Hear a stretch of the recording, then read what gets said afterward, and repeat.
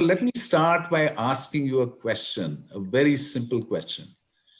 Uh, what would happen if meetings could be something where you set the agenda and you're sitting with people who are there because they truly, from their heart, want to be there? Just as you are here from your heart, you want to be here.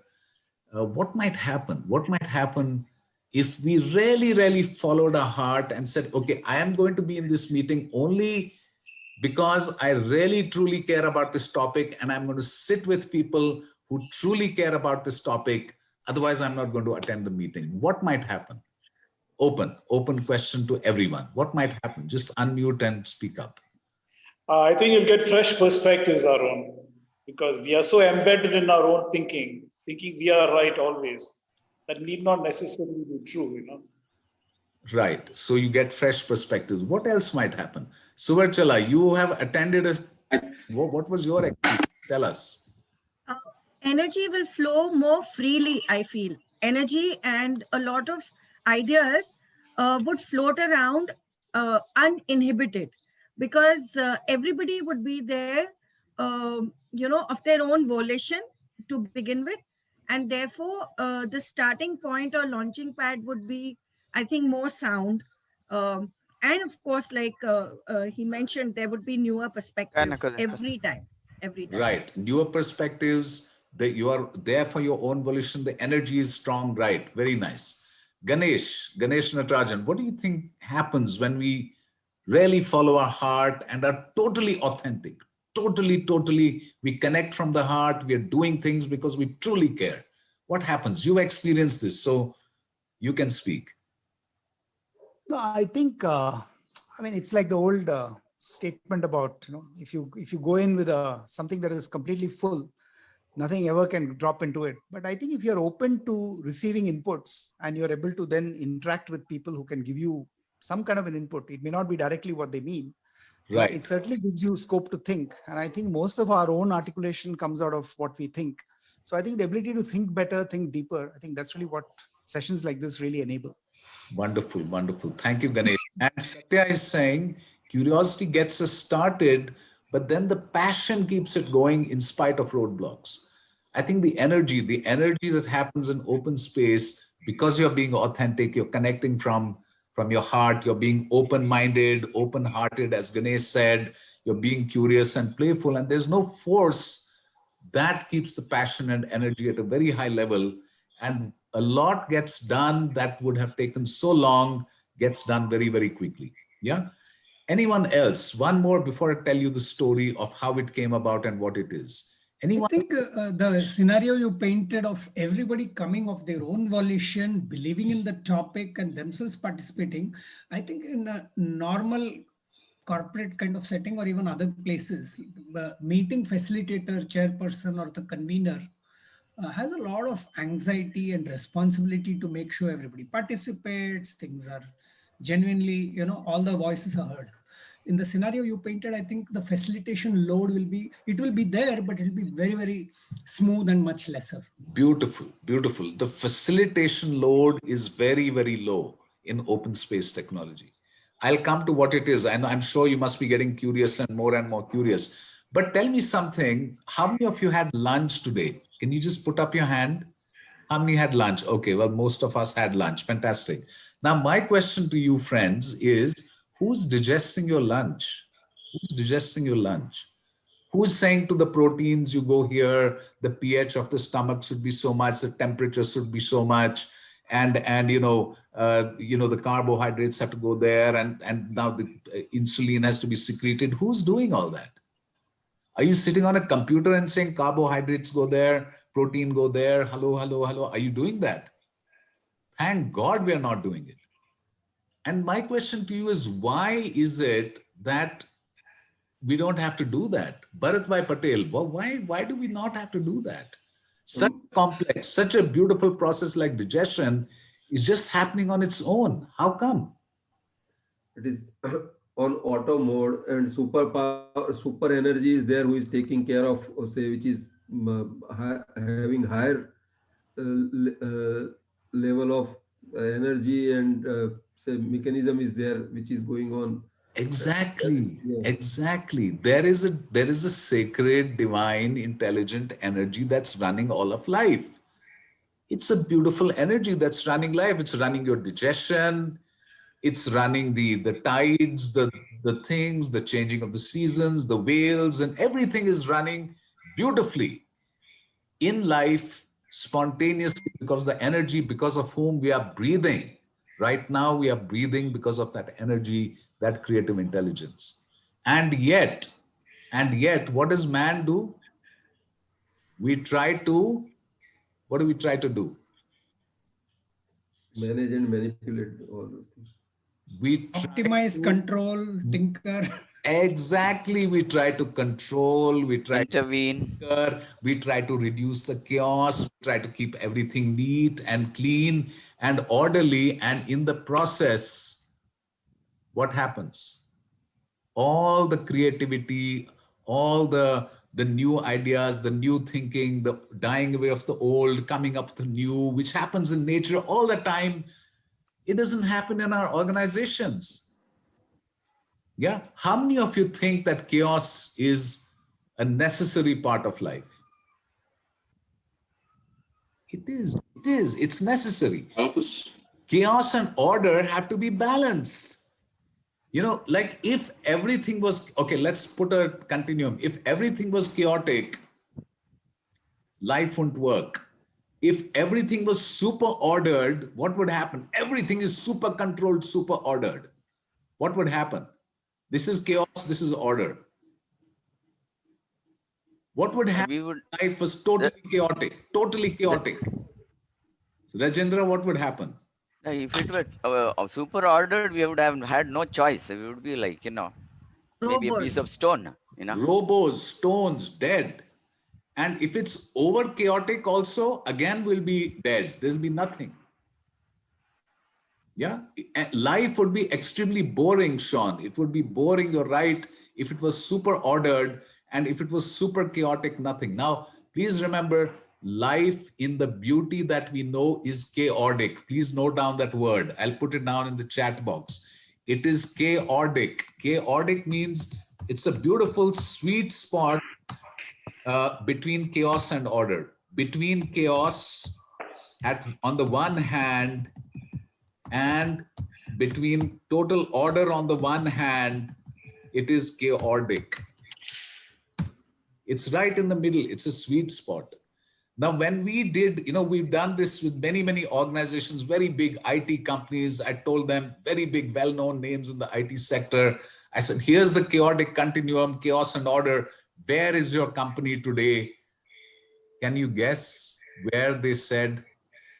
If we say that, okay, let me put a thing, 0, suppose we say 0 is total chaos, and we say the scale is, order is total 10, right? That's total order, control, everything is ordered and controlled.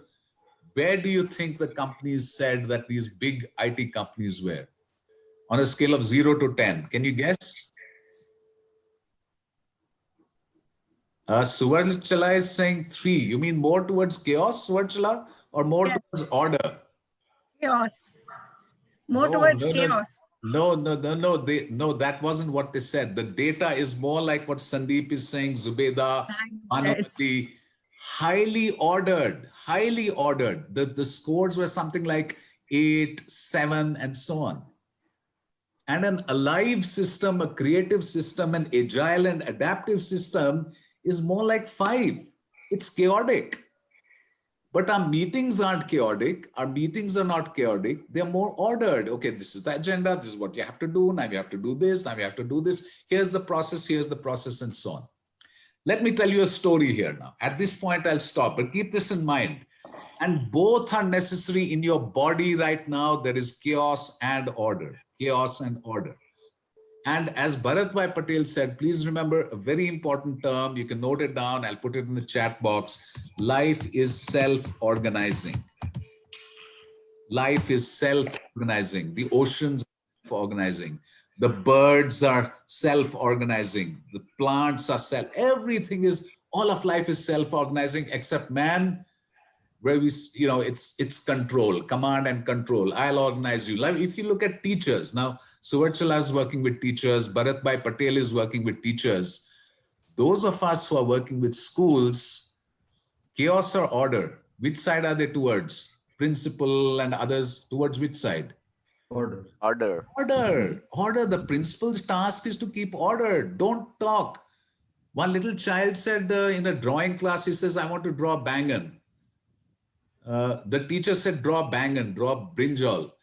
The boy said, I want to make mountains and I want to make trees. No, first make the brinjal. First make the brinjal. A child is spontaneously from the heart saying, I want to make a tree and a mountain, but the teacher says, no, crackdown. Yeah, now let's come to open space. Yeah, let me come to open space, the story of open space. Yeah, so this is amazing that I'll just tell you a little bit more about this. Is my screen visible? Yes. Yes. Okay, just give me a moment. Yeah, here we go. So the thing is, connecting from heart, you'll see why this is important for seamless collaboration. But what is happening right now is the world needs seamless collaboration in many, many areas. Can you tell me where it needs seamless, joyful, creative collaboration? Can you just name a few areas where we need seamless, joyful, creative collaboration? Environment. Sorry? The farmers' conflict, Arun. Farmers' conflict. Beautiful, beautiful. A place where the politicians, the farmers, agriculturists, all of us have to sit in a room and sit together. Okay, let's make something happen. Let's make something work. Yeah. The environmental crisis. Heart-to-heart collaboration. Yes. Next. The education ecosystem. Absolutely brilliant, brilliant. Education ecosystem. The teachers have to sit with the students. They have to sit with the parents. They have to sit with the community. They have to sit with everyone. And, it's a beautiful ecosystem. We need seamless, heartfelt collaboration there. Healthcare. Cities. Innovation and real world problem solving ecosystem. Beautiful, beautiful. Very good, very good. Many departments have to collaborate seamlessly if we want innovation to happen, right? But many organizations, as many of us know, work in silos. There's no seamless collaboration. There is no heartfelt sharing. There's command and control, right? And especially when we need a lot of heart in the world, when we need, we've had enough of the coronavirus. It's time for the Karuna virus. And incidentally, Ganesh Natarajan's daughter is called Karuna.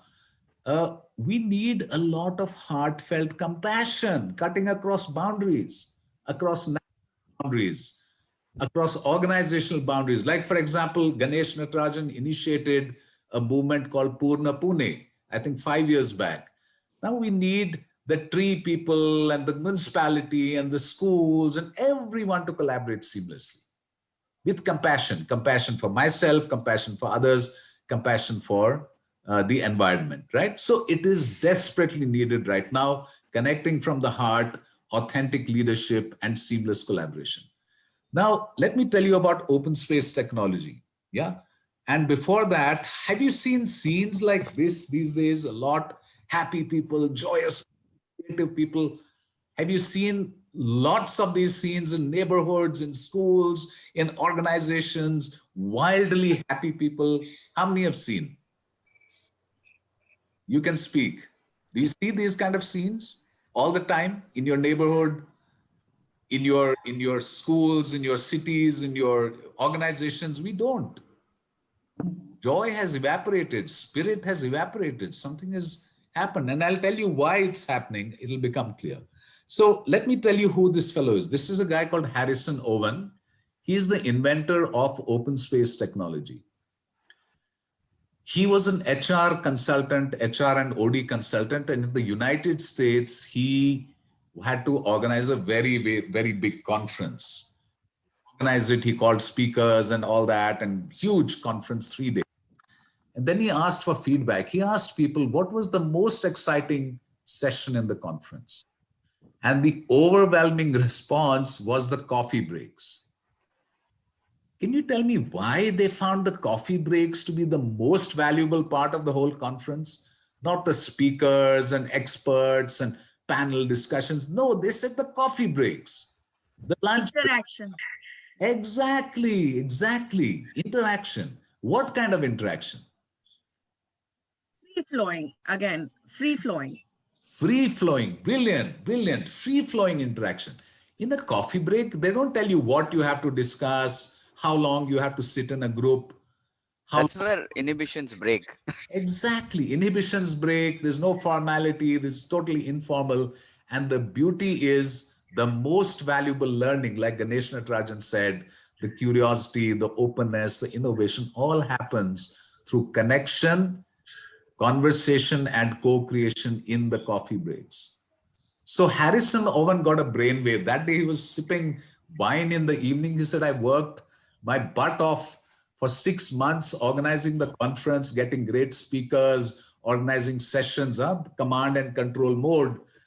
And then he said, and people are saying the best sessions were the coffee breaks. He got a brainwave. He said the next conference, the whole thing will be a coffee break. The whole conference will be a coffee break. Okay. Wherever you like, you talk whatever you like. I'll just give you a little bit of holding structure and that's it. And that's how open space technology was born. And I'm going to request Sean to put in the chat box a place where you can read more about open space technology. And you know what happens? I have been using open space. He's the guy who's supporting. Sorry? Sorry, you said something? No, sorry, go ahead. No. So that's how open space technology was born. I mean, basically, people connecting from the heart about things they are passionate about in a way that they're sitting with people who came of their own volition and who are also passionate about the same thing. And amazing things happen, magic happen. Now, I've been using this for 35 years. We have used it with educators, with principals, and incidentally, recently, thanks to COVID, we took it online. So we have an online open space platform now. Yeah. And what I've found, friends, is pure magic. I have seen generals from India and Pakistan who are facing each other with tanks dance together in Asia Plateau Panchgani. I think Suresh Matthew probably has witnessed those scenes. I've seen terrorists from Kashmir, from where I come, dancing, Hindus and Muslims and all sitting together, open-hearted conversation, simply because the format was open space. We had an Indo-Pak people-to-people dialogue for peace and prosperity in 2002. Amazing, amazing magic happened because there was no forcing. There was no posturing of politicians. There was no forcing. It was pure-hearted. How do we bring peace and prosperity to India and Pakistan? How do we connect from heart as human beings? And what Harrison has said, when the spirit of people is strong, focused, and vibrant, wonderful things happen. And friends, I've seen over and over again wonderful things happening whenever we use open space. Yeah. So coming to Pune, we've also been, Ganesh has been part of this. I mean, Pune is a place where we've had, an Osho and Meher Baba and Iyengar and, absolutely Maharishi Karve, Dhyaneshwar, J.P. Vaswani, awesome people. And many thought leaders, and Compassionate Pune was born. Purna Pune was about Compassionate Pune, where we said compassion for people, compassion for the earth, compassion for ourselves. Yeah, that's the foundation. And we tried to use open space technology in what we did. And what happens then is that all the pieces of yarn that are scattered come together as a proper tapestry. Now, for example, let's take sustainable livelihoods in India. Huge issue, huge problem. We have so many good stories about sustainable livelihood. If you go to websites, vikalpsangam.org, request Sean to put these in the chat box. Nexus of Good, The Better India. You see such beautiful stories, such lovely stories of success. But do they come together? Do we converse across stories? Do we create a tapestry? Answer is no, we don't. I mean, let's take education. Suvarchala, Bharatbhai Patel, many of us who've been working in the field of education find that when teachers start sharing with each other as part of Purna Pune, one of the things that happened is principals, teachers, and others started talking to each other about best practices. They started talking to each other about, hey, let's share. Can the city schools share with the schools of the village? Yeah, but all this happened simply because no one was trying to control anything. We simply said, guys, what do you want to discuss? What do you want to see happening? Heartfelt conversations, another movement. Farmers talking to people, just heartfelt, from the heart, no force, very safe, very beautiful environments, and people open up. People open up. Yeah, co-creation happens. We together start creating things. Here, there are people from 6 organizations standing in front of you in this picture. But it doesn't matter. We have a common vision.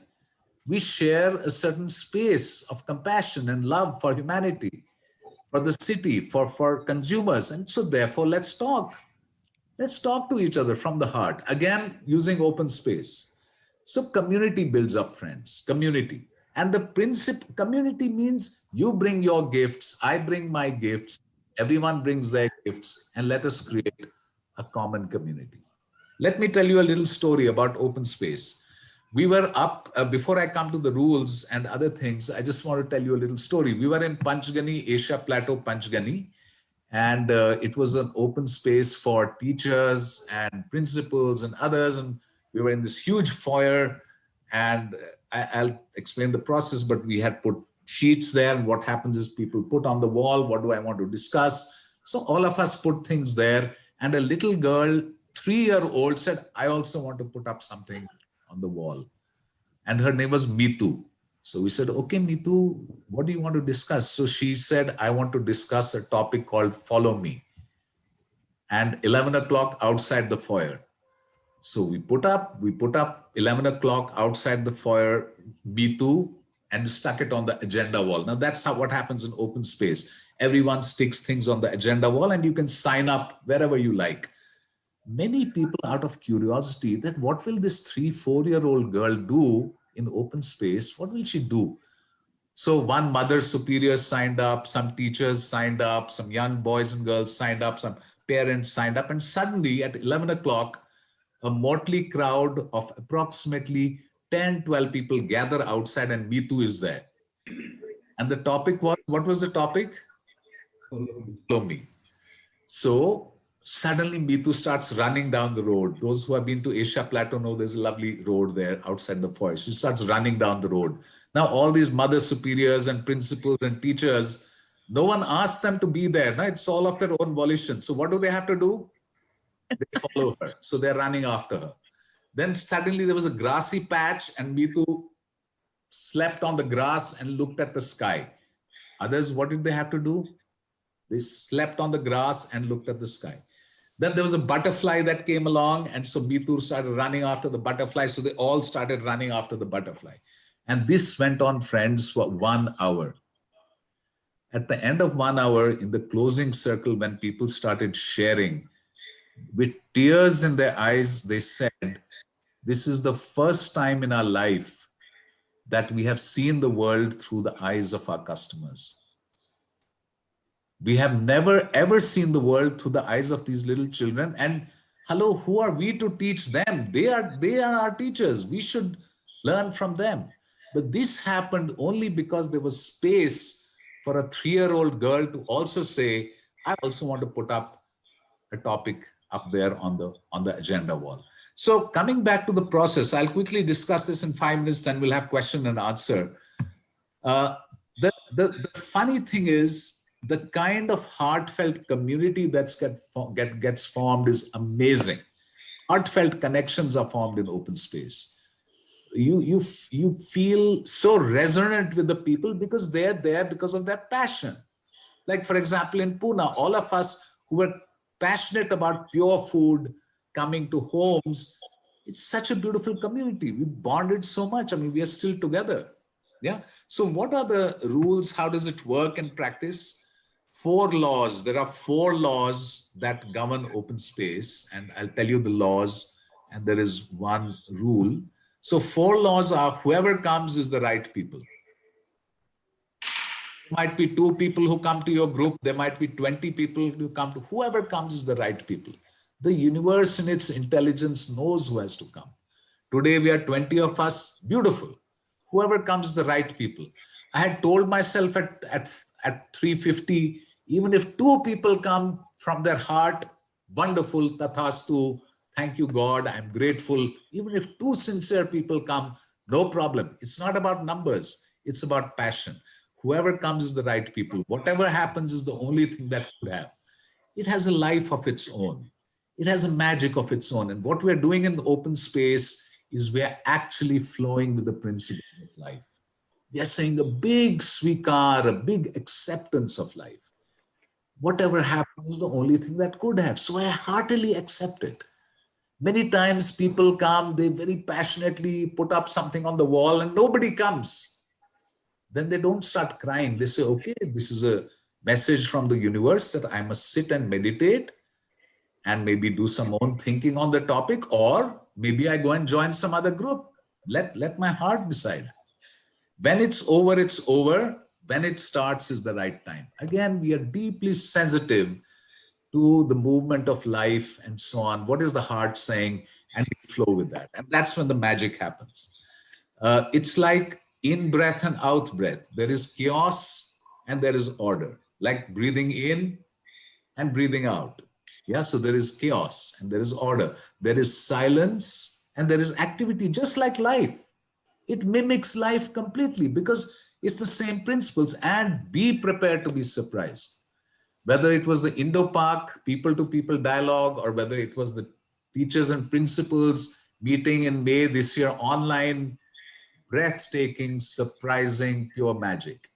Or whether it was the Radiant Networking, again in Asia Plateau, Panchgani, where from all over the world people came, and we asked them, why are you here? They said, we don't know why we're here, but there is an inner calling of the heart, we have to be here. And then magic happened in the 5 days that we were there. So friends, it's like letting God do the organizing, letting God do the connections, letting the universe. And when I say God, I don't mean some patriarch sitting up there in the sky. I mean life, love, letting that do the work. And there is one law, and that's called the law of 2 feet. Law of 2 feet in open space means if you're passionate about the topic, please get up and stick it on the wall. Stick up the agenda on the agenda wall. And then people get up and sign that I want to sit with Ganesh Natarajan and discuss how can we use IT to create livelihoods. Suvarchala says, she wants to discuss that, how can we create deep attitudinal change in teachers and students? Okay, so those of us who are passionate about that, we go there. Then Kishore Sidhwani says, what is the importance of compassion and how can meditation be used to develop it? Okay, well, those who are passionate about that, go and sit with Kishore. Yeah. Then Satya, who I call the tree man, Satya, he says, hey guys, global warming, we're talking all sorts of stuff, but let's do something for tree cover in Pune. And those people who are passionate about it come spontaneously, self-organizing and sit with Satya Natarajan and work on the trees. And all this happens apparently in a chaotic way, but in a very orderly, deeply orderly way. Yeah. So what happens is, like we did one online thing on co-creating sustainable livelihoods, and many people, are responsible for taking the actions forward. Everybody gets a copy of the reports. Like each group has a report, and everybody gets a copy of their report and they use. And when you sit in a group, and this is the online version, we have this whole thing in online, done by young people, very young. Sumukh Kisarla and Reva Gandhi have created this online thing where you have breakout rooms, you put the agenda, and then you can make a report, and it's absolutely fabulous. Online, open space. And then this is what you do, you put the report and you make the report. Let me stop here with the last slide. When we use open space technology in organizations, we have found that it helps to identify the leaders who take responsibility. It helps innovation and learning. It is hugely engaging for employees. Employees, people learn how to take initiative and ownership, and it is seamless integration across silos and purposeful inspiration. So it's like a Swiss knife. Very, very effective, very powerful wherever we've used it.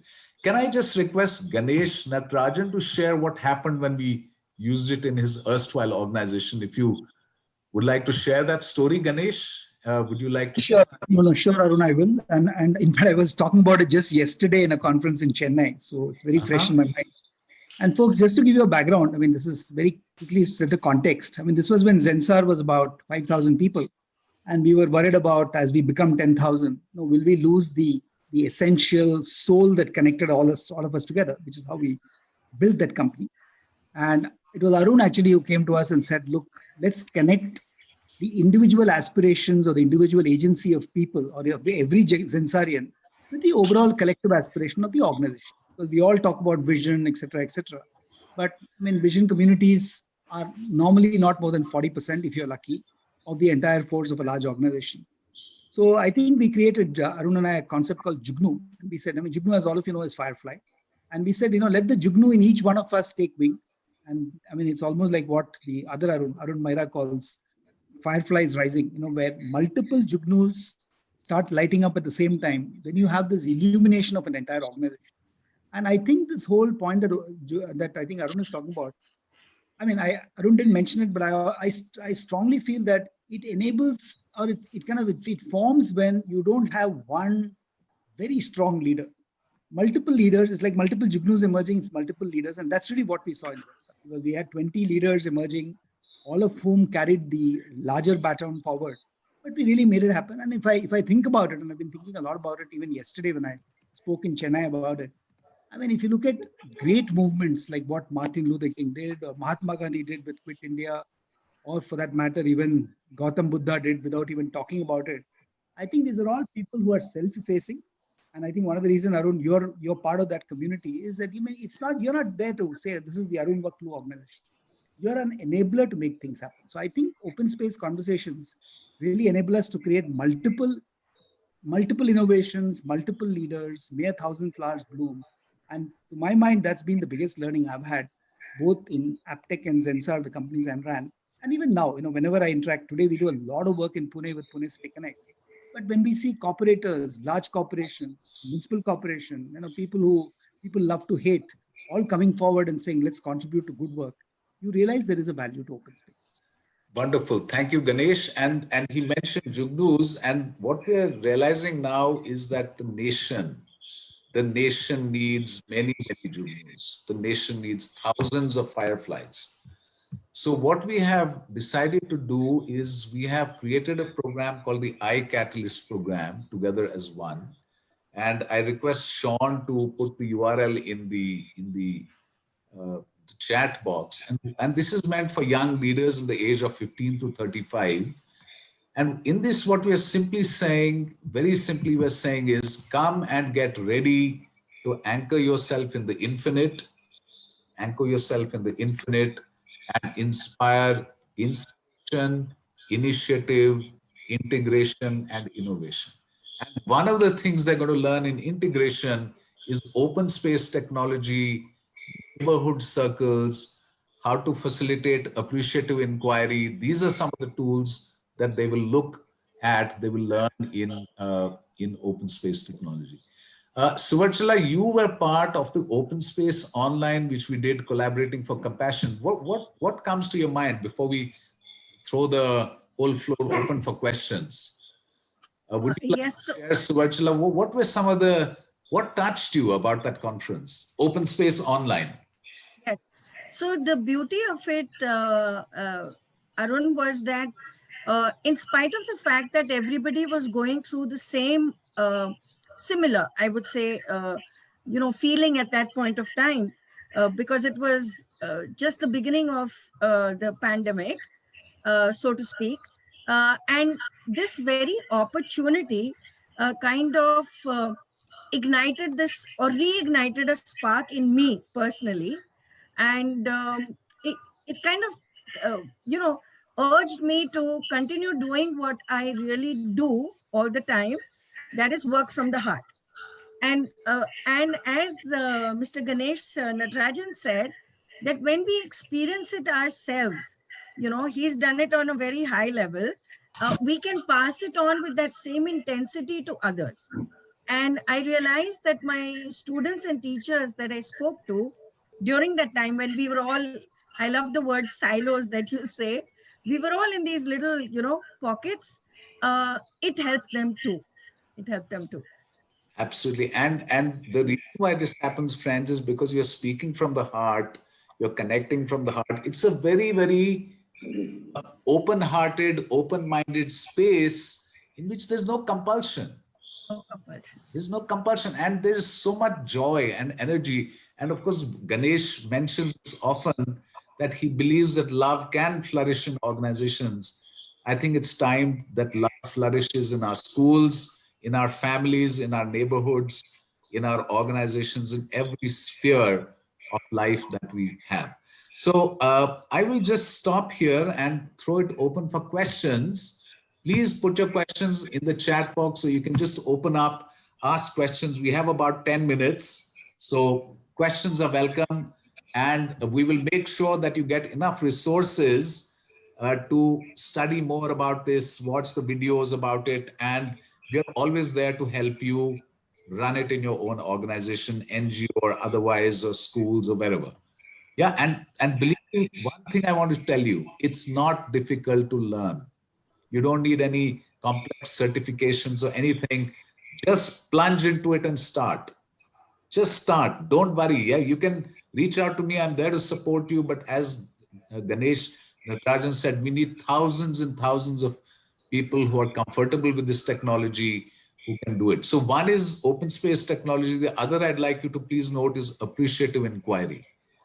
Let's start appreciating what's happening well in our organization, what's happening good in our country, what's happening good in the nation. And 3 websites that he has put down, Sean has put down in the chat box, are all good news stories of India. I urge you to see them. Ganesh, you were saying something in the chat box. How do we get high-powered leaders to subjugate their egos to the never-ending power of love? Beautiful, beautiful. So here, Ganesh, let me just share with you a quick thing from Kashmir Shaivism, which I learned yesterday from a guy called Rakesh Kaul. He's written a book called The Last Queen of Kashmir, and I'm going to share something from what he told me. He said that the heart of Kashmir Shaivism is joy. Is joy. It says, forget about struggle, forget about all kinds of great efforts and all that. Just be one with the joy and power and beauty of life. And he says that if you're really looking at joy, the link to that is creativity. Because joy and creativity are like this, it's the same thing. And for that, Ganesh, we have to become like the zero.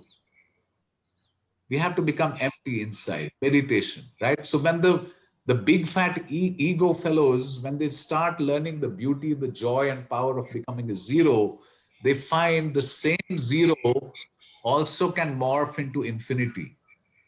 It morphs into anything. You have infinite creativity. And Ganesh, if you get somebody to taste something and they find it beautiful, they're hooked. So I would urge you to get all these big fat ego people into a little room. You and I will facilitate open space and they'll get hooked. Don't worry, let's do it. Yeah, let's do it.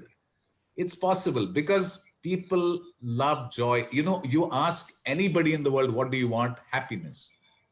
What do you want? Freedom. What do you want? Peace. This is what freedom, joy, peace, creativity is the very heart of open space technology.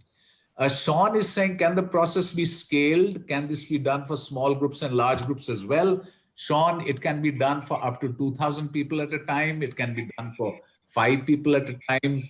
We can, if we had a little bit more time, we could just right now get into breakout rooms and just do it. No problem at all. It's not difficult. And maybe if we can extend for 4 or 5 minutes, we can get a taste of that right now, but with everybody's permission. Any other questions at this point? Any other Yeah, questions? Arun, Unmute. Rajendra here. Yes, Rajendra, please. Yes, wonderful. It's exciting to be here. I was just wondering, yeah, I'm here in Parkala, a village next to Manipal. Yeah, And yeah. out there, today, especially the birds are, having a great time. So I was just wondering, everything else seems to be at play, and we are quite a serious bunch of human beings, stuck in our, cubicle. So what do you do about that? Why can't we play more? Yeah. Well, can anybody answer that question? Can anybody answer that? Why come, if all of nature is playing so beautifully, why is it that man is such a serious fellow? Why do you think that happens? Can anyone respond to that? If I can speak, Please, I think that we're often caught up with controlling and sort of measuring and seeing levels of productivity and everything, that we forget to just let go sometimes and just be. Maybe the desire to be more, Yeah. the greed to get more. Yeah.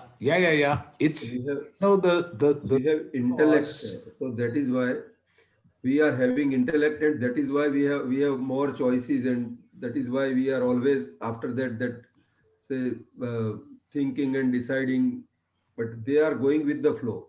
Other creatures and vegetation and all nature creation, they are going in with the flow of cosmos, and we are always, because of our intellect thinking and because of lots of choices, we are always running after becoming greedy, whatever is, say, to get something, and always serious about the things, and say yeah. lots of Absolutely. I just, the starling is a very, very tiny little bird, very tiny little bird. I just want to show you what happens when starlings are having fun. Just watch this.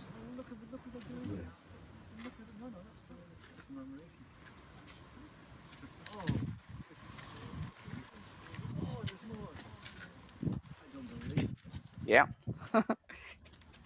Now, these are starlings. Now, is there a leader here who's orchestrating them? Nobody. There's no leader. They're just having fun. They're enjoying themselves. So what happens is that it is our mind which creates this huge desire for control, huge desire for order and security. And at the root of it, Bharat Bhai and everyone, friends, is the ego. The ego is nothing more than what the Buddhists call a hungry ghost. Hungry because it is always looking for more. I want more of this. I want more this. I want more that. And a ghost, it doesn't exist. You look deeper into who am I, who am I, who am I, Rajendra, and you get this. This is who I am. Yes. I'm empty. But this empty is not a dead emptiness. As I said, it is infinitely creative. It's generative. It's powerful. It's infinite. In Kashmir, we say this is Shiva, and we say this is Shakti. And incidentally, this is my dog's chewing before you get serious. Yes. We need to chew on this. And there is a lovely rule which says rule number 6. Let me tell you a joke. Rule number 6. One prime minister is telling another prime minister, they're sitting, they're talking, and somebody comes into the room and says the enemy is gathering at the border, and please do something. Said Martha, rule number 6. And suddenly Martha becomes relaxed and peaceful. Then somebody comes, sir, the market is going down and there are problems in the stock exchange and all that. And says, John, rule number 6. And suddenly John's face lights up and he's relaxed, and somebody else comes pulling her hair out, and there's this crisis and that problem. Rule number 6. And then one prime minister asks the other, he says, may I ask, what is this rule number 6? He says, oh, very simple. Don't take yourself so damn seriously. Very nice. And may I ask, what are the other 5 rules? If this is rule number 6, there aren't any. So friends, one metaphor I want to leave you with. The metaphor I want to leave you with is the joker in the pack. the joker in the pack is nothing. But if you say, can you become one of spades? Yeah, sure. Can you become 5 of diamonds? Yeah, sure. Can you become king of hearts? Yeah, sure. In that nothingness of the joker is the everythingness of all possibilities. And when you start playing with this in the setting of mimicking life, mimicking the self-organizing beauty of life, mimicking the dance of the starlings that you just saw, that is open space technology. And it is saying nothing more than, I'm grateful to you, life. Thank you for bringing these people to me. Thank you for this opportunity to speak from my heart. Thank you for whoever comes is the right people. I'm so grateful. I'm so grateful. Thank you, thank you, thank you. I love you. I thank you. I really am grateful. And then you find that magic happens, and emergent things happening. And one of my passions is to make this through iCatalyst training, spreading open space technology in many cities and many forums, to make this a way of life. Because friends, if there's anything our nation needs right now, it is spaces of heart, spaces of love, spaces of freedom and peace. And I can tell you, even I'm in touch with a person called Father Edwin John. Amazing work with neighborhood circles in Kerala, Kudumbashree. Huge crores and crores of business women are doing, but just sitting in circles, just giving everyone voice a chance. What do you think, Bhanumati? What do you think, Kalpana? What do you think, Srihari? Everybody's voice has a chance, and they listen to the heart and they serve with compassion. And they're doing miracles. How can every school learn about parliaments of children? How can every neighborhood have a neighborhood circle? How can every organization do what Ganesh did in Zensar? How can we create spaces for love and compassion to work? And yes, Ganesh, much to think about practice, but I'm in, if you want to chat more about practice, to take it to cities, to take it to Pune more systematically, to take it to schools. Suvarchala, Bharat Bhai, Matthew, I'm totally with you, totally at your service. I would just like to leave it open for just 1 or 2 minutes. Any closing remarks, anyone, and then we close for the day. Just to add, sir, in Panchgini also we had with small family groups at the evening, little modification in this open space, but that was also giving very good results, connection with each other and solutions of any of the problems. So it is proven that it absolutely works very good. Yeah, it does. So only thing is that in family circles, neighborhood circles, you have a circle, but in open space, you have a means creating the agenda and self-organizing. Utna hi hai. Ultimately, it's a circle of the heart, neighborhood circle, family circle, peace circle, all circles. But self-organizing the agenda and emergence, like the star dancing in the sky, that is the only peace that this brings. Thank you for that comment. Any other quick, how was the session for you? Quick comments, you can put it in the chat box. You can put it in the chat box, and Manish, you can put my email also in there if anyone wants to get in touch. Thank you, Bharat. Thank you, Rajendra, Suresh, Ganesh. Thank you. Everyone, thanks so much for being here. Yeah, really appreciate it. Thank you so much. Have a nice evening. Have a nice evening. Thank you, Banu. Thank you. You too. Ram, Thanks, everyone. Thanks a lot. Bye. Yeah, feel free to write. If you want to write to me, or we have the opportunity there, right? So thank you. All the best. Have a nice evening. Ganesh, thanks. Lovely meeting you. Always getting energy. Take care. Thanks. Thanks a lot. Thank you, everyone. Thank you. Thanks all. Thank you. Bye. Bye-bye. Take care. Okay, thanks for recharging Okay, us. bye. Bye-bye. Thank you, Satya. Thanks, Sandeep. Thanks, you. Rajendra. Thanks, Suresh, Suvarchala. Thank you. Love to meet you. Love to meet you and get people to sign up. Bye. Yes. Bye. Thank you. Yeah, a lot to take home.